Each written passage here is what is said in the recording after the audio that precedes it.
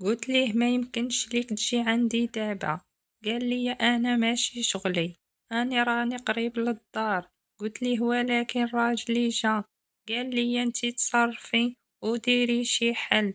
قلت ليه ما كنتش دايره حسابي، انا اللي كنعرف انه مسافر وعنده شي خدمه، ولكن كيقول خداك ونجي وانا ما كنت عارفه عليه حتى شي حاجه.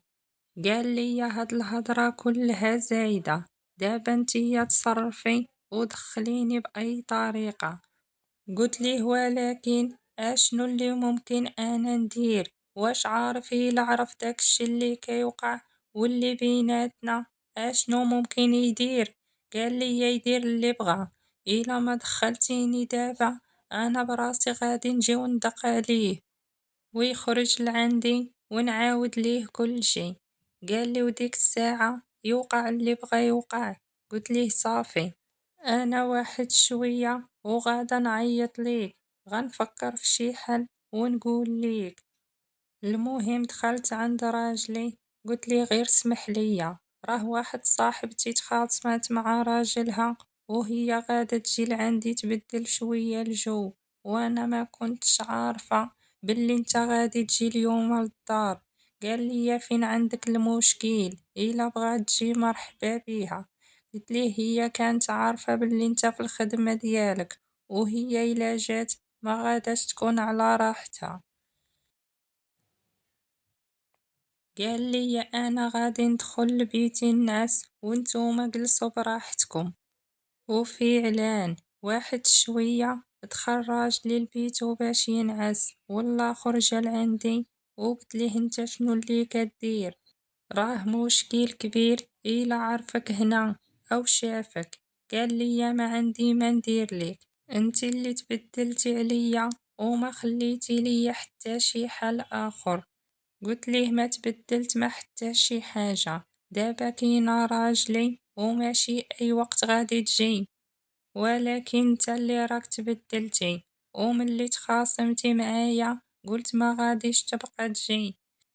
قال لي هذه هي اللي عمرها تكون وانتي عارفة هادشي، ما يمكنش ما نجيش، غير انا ملي كنتخاصم معاك او كناخد منك موقف حيت انا كنغير عليك، والدار كانت كبيرة بزاف، طلعنا للبيت اللي الفوق وخلينا البيت اللي فيه راجلي اللي كاينة في الطبقة لتحت، وطلعت انا الفوق. المهم هذا هو الانسان الوحيد اللي لقيت أنا معاه راحتي. أنا عارفة أنه غلط وحرام، ولكن في الأول غير عناد وضد فراجلي. أنا من نهار تلاقيت معاه أو تعرفت عليه حياتي تبدلو فيها بزاف ديال الحوايج. أنا عارفة أن راجلي كيعرف بزاف ديال العيالات، وهاد الشي ما كنتش في الأول دايره عن اقتناع، كنت غير عناد فيه وصافي، ولكن مع الوقت حبيت الآخر بزاف لدرجة أني ما بقيتش كنتسوق لراجلي. هو ديما ما مساليش ليا وانا عارفة ومتأكدة وشفتو بعيني، وانا تنقول اي وحدة كانت في بلاصتي ممكن دير هادشي وكتر، لاني شفتو ما مرة ما جوج بزاف.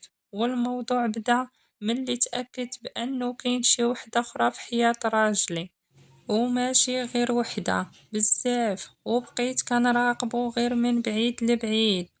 وبعد ما شفتو بعيني وتأكدت فكرت باش نتطلق، قلت هاني اتطلقت قاع غادي نرجع لدارنا، ديك الدار الصغيرة اللي ما فيها حتى شي حاجة مريحة، ونخليها الدار الكبيرة والفلوس والعز ونمشي ونتزاحم انا مع خوتي في هداك البيت. قلت خليني في داري ويدير اللي بغا، قلت أنا بلاصتي هنا في هاد الدار الكبيرة وهاد الشي كامل من حقي، وأنا قلت خاصني حتى أنا نعيش حياتي بنفس الطريقة اللي عايشها هو. صافي أنا تعرفت على هاد السيد وهو اللي نسيت معاه كل شي، نسيت معاه حتى داك الفعايل ديال راجلي واللي كيدير، وانا يحساب ليه ما شفت وما عرفت والو. تعرفنا على بعضياتنا بواحد الطريقة اللي هي عادية، في واحد العراضة ديال صحاب راجلي كيديرو دوك العراضات ديال أعياد الميلاد ديالهم. تعرفنا على بعضياتنا ومن داك النهار حياتي تبدلات، والصفر ديال راجلي الدائم والغياب ديالو على الدار كان يخليني نخرج معاه براحتي، كندورو ونتساراو وما كنخليو حتى شي بلاصة. حتى لواحد النهار قال لي خاصنا نبقاو نتلاقاو فشي بلاصة اللي تكون مزيانة وتكون مأمنة لا ليا ولا ليك، ولكن انتي كتر كيف كتعرفي مزوجة وما نبغيش ديك المشاكل. لقيت كلامو صحيح، حيت انا باغية نحافظ على ديك الدار ودوك الفلوس وداك العز كامل، بغيت نعيش فيه وما نتخلاش عليه. داكشي علاش وافقت على السيد نبقى نخرج وندخل عادي معاه، وراجلي هكا ولا هكا مع الغياب الدائم ديالو كيخليه ما يكونش في الدار. داكشي علاش كل واحد عايش حياته كيف بغا، والدار كنا كنتلاقاو فيها بزاف، وهادشي كيعاوني عليه الغياب ديال راجلي المستمر. وانا كنت عارفة ومتأكدة باللي هو كيعرف عليا البنات، وداكشي علاش قررت كل واحد فينا يعيش حياته بالطريقة اللي كتعجبو. واخا انا ما كانش عاجباني هاد الطريق، ولكن ديك الدار ودوك الفلوس وكيفاش كنت كنعيش ما بغيتش نخليهم بسهولة. دوزت ايام وانا كنفكر وبأن حياتي بهاد الطريقة ما عجبانيش وخاصني نبدلها وبأي طريقة. عييت ما نتعاند معاه وندير بحالو، ولكن انا ما مرتاحاش في هاد العيشة ولا بهاد الشكل، وبديت كنحاول نبعد ولكن ما كنتش عارفة كيفاش، حيت ولا السيد كيطلب مني الفلوس مرة كنعطيه ومرة كنقول ليه لا، وفين ما كنقول ليه ما عنديش كيقول لي انتي عايشة في هاد الخير كامل وما عندكش، ولا كيقول لي يا اما غادي تعطيني يا اما نجي نعاود ليه كل شيء. وملي كنسمعو غادي يقولها لراجلي كنت كنخاف، داكشي علاش وافقت على اي حاجة كيقولها، ولكن عييت ومليت وما بقيتش عارفة كيفاش ندير وكيفاش نبعد منه ولا نخليه يبعد عليا في مرة.